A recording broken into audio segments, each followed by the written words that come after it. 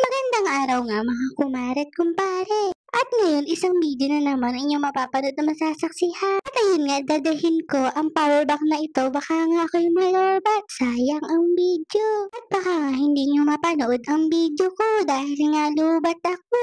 Paano nga naman makakapag-video kung lobat nga? Isip-isip naman. At gagamit nga tayo nito ng wireless microphone para rinig ang boses. Kung makikita nga ninyo ay maaga pa diyan ay nangungumpay na ang aking ama na para sa kanyang baka.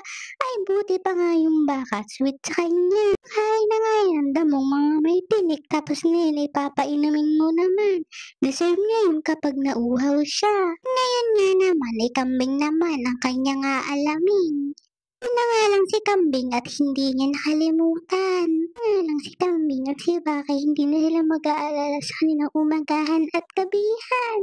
Bahay na nga lang nila ay kapag may sumba ang kanyang amo, paano na sila kakain at walang mag-aasikaso sa kanya? Na nga ay nilipat lamang ng tali si kambing. Kambing ay wala lang dalang kumpay. Nakapagtiisan mo na lamang itong damo. Atin na lang tong ubusin. Naman tayo magagawa kung hindi tayo bibigyan ng ating amo.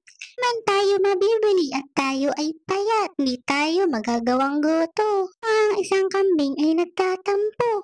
Bakit nga daw si baka ay meron, sila ay wala? Kambing, huwag ka na magtampo.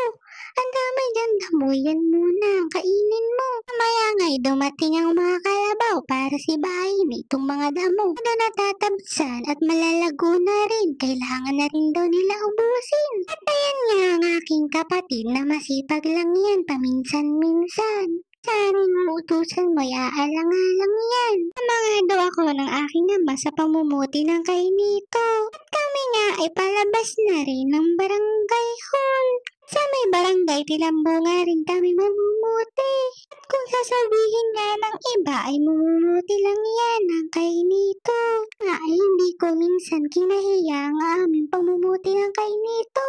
Sundan nga lang dyan ang aking ama, ang aking kapatid dahil siya lang daw nakakaalam nun. Nung nakarating nga kami dito sa aming puputihan, laban nga pala ng bakod, delikado yan, mag-ingat ka, baka sumabit ang pundiyo.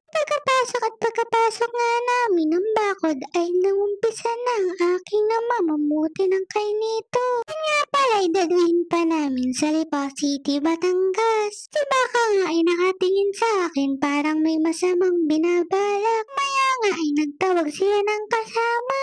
Kaya kanila nga